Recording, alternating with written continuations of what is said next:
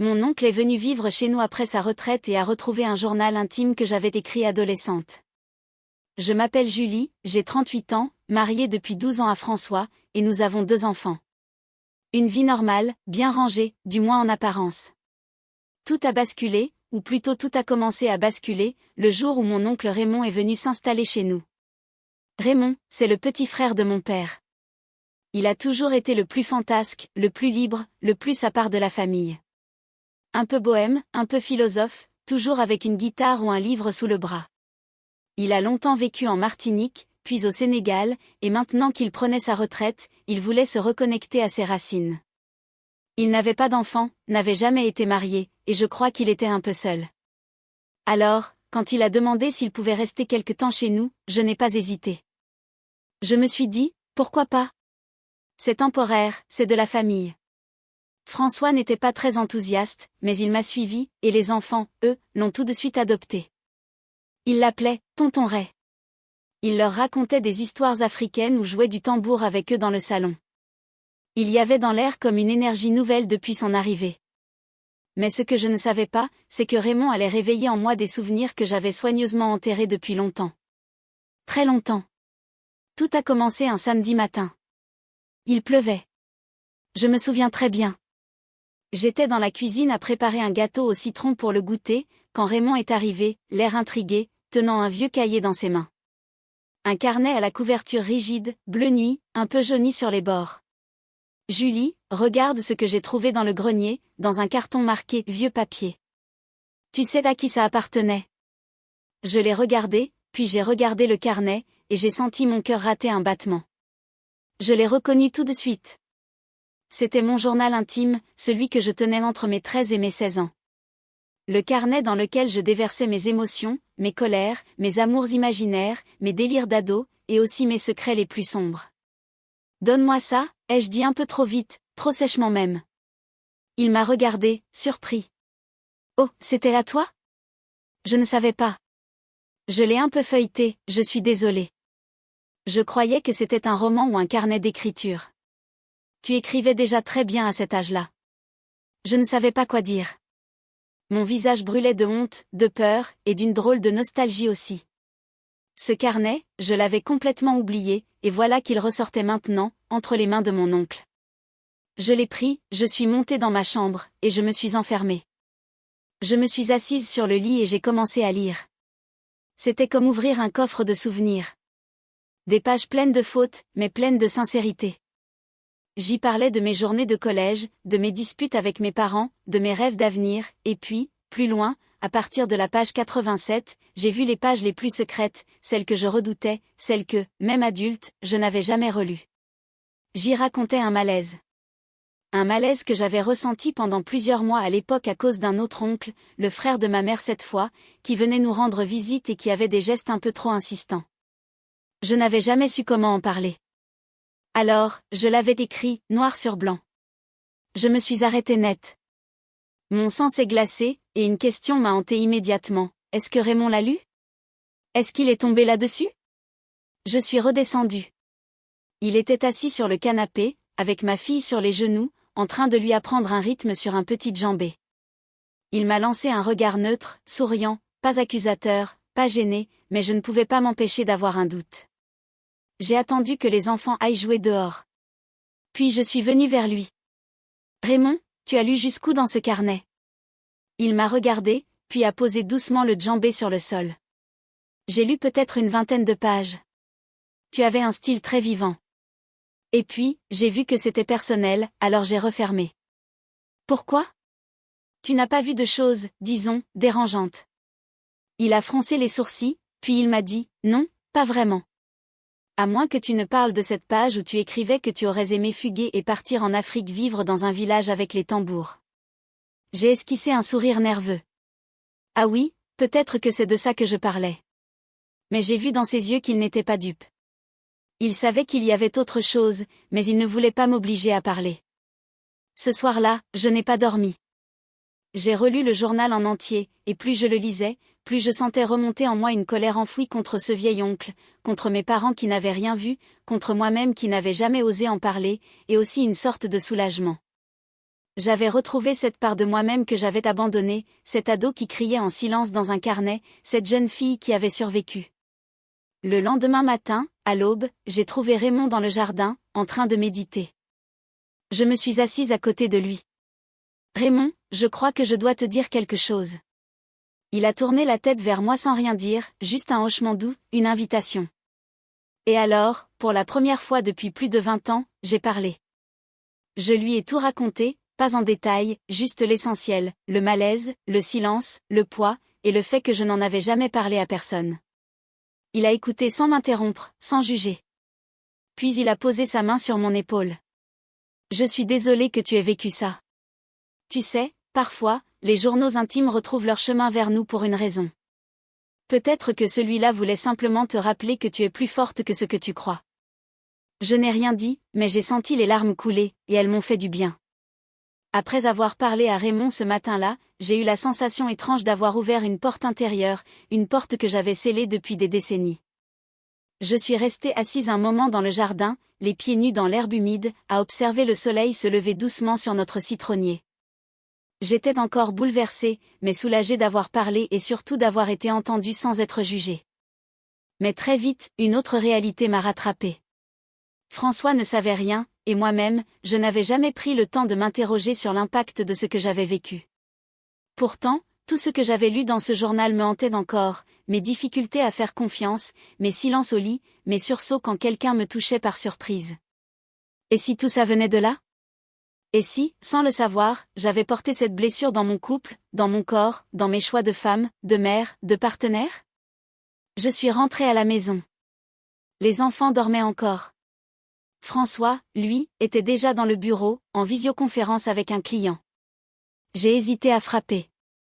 Je suis restée là, dans l'encadrement de la porte, à l'observer, concentré, sérieux, les sourcils froncés. Il avait toujours été un homme stable, raisonnable, prévisible, ce que j'avais aimé chez lui à l'époque, ce que je trouvais parfois étouffant aujourd'hui. Je suis partie préparer le petit déjeuner comme tous les matins, mais en posant la tasse de café sur la table, j'ai eu un vertige. Le monde autour de moi n'avait pas changé. Pourtant, tout était différent. Raymond est descendu 1 heure plus tard. Il m'a regardé avec tendresse, comme s'il savait ce que j'étais en train de digérer. Puis, après le petit déjeuner, il m'a prise à part dans le couloir. « Julie, je vais te dire quelque chose, et tu en fais ce que tu veux. Je t'écoute. Ce que tu m'as raconté hier, ce n'est pas juste une anecdote de ton adolescence, c'est une blessure. Et les blessures, même anciennes, peuvent s'infecter si on ne les soigne pas. Tu devrais parler à quelqu'un, à un vrai professionnel, pas juste à moi. » J'ai croisé les bras. Une partie de moi voulait résister, dire « ça va, c'est passé, je gère ». Mais une autre savait qu'il avait raison. « J'y réfléchirai », ai-je simplement répondu. Il a acquiescé, puis a ajouté en me fixant « et tu devrais aussi en parler à François un jour ». Ce « un jour » est devenu une obsession. Pendant toute la semaine qui a suivi, j'ai tourné autour. J'ai failli le faire 3 fois, mais chaque fois, je reculais. François, lui, ne comprenait pas pourquoi j'étais distante. Il pensait que c'était à cause de Raymond, qu'il jugeait envahissant. Il m'a même dit un soir, « Écoute, je sais que c'est ton oncle, mais je commence à trouver qu'il prend un peu trop de place dans cette maison. » J'ai eu envie de répondre, « Non, François, ce n'est pas Raymond qui prend trop de place, c'est mon passé que je n'ai jamais osé inviter dans notre couple, mais je me suis tue. » Et puis, un soir, Raymond est venu me trouver avec un carnet dans la main. Un autre, pas mon journal, un carnet neuf. « Tiens, c'est pour toi. » « C'est quoi ? » ?»« Un carnet de présents. Tu as beaucoup écrit sur ton passé.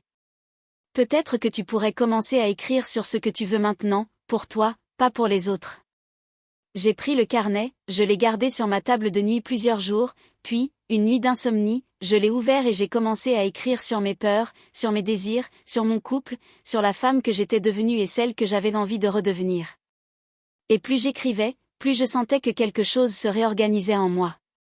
Des semaines plus tard, je me suis décidée.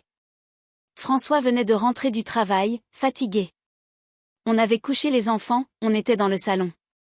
J'ai pris une profonde inspiration. « François, j'ai quelque chose d'important à te dire. » Il a levé les yeux de son téléphone, surpris. « Qu'est-ce qu'il y a ? » J'ai pris mon carnet bleu nuit, pas celui de mon adolescence, celui de maintenant. Je lui ai tendu. Lis la page 3. Il l'a regardé, intrigué. Puis il a commencé à lire. Je l'ai observé. Son visage s'est figé, puis s'est adouci. Il a posé le carnet et il a dit simplement, « Je ne savais pas moi non plus, je ne réalisais pas à quel point ça avait laissé une trace. » Il a pris ma main, longuement. Merci de me l'avoir dit, et je suis désolé si j'ai contribué sans le savoir à renforcer ce silence. C'était un moment fragile, mais essentiel, et pour la première fois depuis longtemps, j'ai senti que nous pouvions reconstruire quelque chose ensemble, sur une base plus vraie. Le lendemain, j'ai pris rendez-vous avec une psychologue spécialisée en traumatisme de l'enfance, et j'ai commencé un travail lent, mais nécessaire. Raymond, lui, est resté encore un mois. Puis, un matin, il est venu me voir avec sa guitare sur le dos et une carte de la Côte d'Ivoire à la main. Je pars. J'ai une amie qui tient un centre culturel à Abidjan. Il cherche quelqu'un pour faire des ateliers d'écriture. Je crois que c'est le bon moment pour moi. J'ai souri, ému. Tu es sûr? Toi, tu as ouvert ton passé. Moi, je vais ouvrir un avenir. On est quitte. Non. Je l'ai serré dans mes bras, longtemps. Il m'a glissé à l'oreille, n'oublie jamais, les blessures parlent, mais on peut leur apprendre une autre langue. Depuis son départ, ma vie a changé, lentement, mais profondément. Je continue la thérapie. J'écris toujours tous les soirs. Mon couple, lui aussi, évolue. Ce n'est pas parfait, mais c'est plus honnête, et ça, c'est déjà énorme. Quant à mes enfants, je les regarde grandir avec une attention différente. Je leur parle, je les écoute. J'essaie de leur transmettre ce que j'aurais voulu recevoir à l'époque, le droit de parler sans honte. Et chaque fois que je passe devant ce carnet bleu nuit sur mon étagère, je me souviens que, parfois, il faut oser ouvrir une vieille page pour enfin l'écrire la suivante. Quelques semaines après le départ de Raymond, la maison a retrouvé son rythme normal. Mais ce rythme n'avait plus tout à fait la même musique. J'avais changé. Mon regard sur ma vie, sur moi-même, sur mon couple était plus lucide, plus tendre aussi, mais surtout plus réel. François me regardait différemment, pas comme une femme fragile qu'il fallait ménager, mais comme une femme qui avait traversé quelque chose de lourd et qui avait survécu. Nous avions des conversations plus profondes, moins automatiques. Il m'écoutait avec attention, parfois même en silence, ce qu'il ne faisait jamais avant, et ça faisait du bien. Je continuais à écrire. Mon carnet s'était rempli, page après page, de pensées, de souvenirs, de rêves. C'était devenu un espace à moi, presque sacré. Je l'ouvrais chaque soir comme on ouvre une fenêtre dans une pièce trop longtemps fermée. Mais la vie, avec sa drôle de façon de tester nos avancées, m'a vite confrontée à une épreuve inattendue. Un jour, en allant récupérer les enfants à l'école, je suis tombée nez à nez avec mon oncle Paul, celui dont j'avais parlé dans mon ancien journal intime. Il était là, devant la grille, tenant la main d'un petit garçon, son petit-fils, m'a-t-on appris plus tard. Je ne l'avais pas vu depuis 20 ans. Mon cœur a bondi dans ma poitrine. Mes mains se sont mises à trembler. Un goût amer m'est monté à la gorge. Il m'a regardé, et j'ai vu qu'il m'avait reconnu aussi. Mais il n'a rien dit. Il a juste fait un petit signe de tête, comme si de rien n'était, comme si tout ce qui s'était passé n'était qu'un rêve, une petite poussière du passé. Moi, je suis restée figée quelques secondes, puis j'ai baissé les yeux et j'ai pris la main de mon fils. J'ai marché jusqu'à la voiture en silence, mais une fois à l'intérieur, les larmes sont montées. Je ne pleurais pas de douleur. Je pleurais de rage contenue, de cette violence silencieuse qui se réveille quand le passé vient s'imposer dans le présent sans demander la permission. Le soir même, j'ai écrit 10 pages dans mon carnet, pas pour me plaindre, mais pour poser cette colère, la canaliser, pour ne pas la laisser m'engloutir. Et puis, j'ai fait quelque chose que je n'aurais jamais imaginé faire 6 mois plus tôt. J'ai parlé à mes parents. Je les ai appelés. Ma mère a répondu, sa voix douce et polie, comme toujours. Allô, ma chérie. Maman, il faut que je te parle de quelque chose d'important, très important. Elle a senti le ton grave et elle m'a écouté. J'ai tout raconté, pas dans les moindres détails, mais assez pour qu'elle comprenne ce que son frère avait fait, ou plutôt tenté de faire, et ce que moi, j'avais gardé dans le ventre pendant toutes ces années. Il y a eu un long silence au bout du fil, puis sa voix brisée. Pourquoi tu ne m'as rien dit, Julie? Parce que j'avais peur. Parce que j'étais une enfant. Parce que je pensais que personne ne me croirait. Elle a pleuré, longtemps, et moi aussi. Mon père a repris le téléphone ensuite. Il était sidéré, en colère, triste, mais pas une seule fois il ne m'a remise en question. Il m'a juste dit, « Tu as été très courageuse, Julie, et je suis désolé de ne pas avoir su te protéger. » Le week-end suivant, ils sont venus à la maison. On s'est assis tous les 4 dans le salon, mes parents, François, et moi. Les enfants étaient chez une voisine.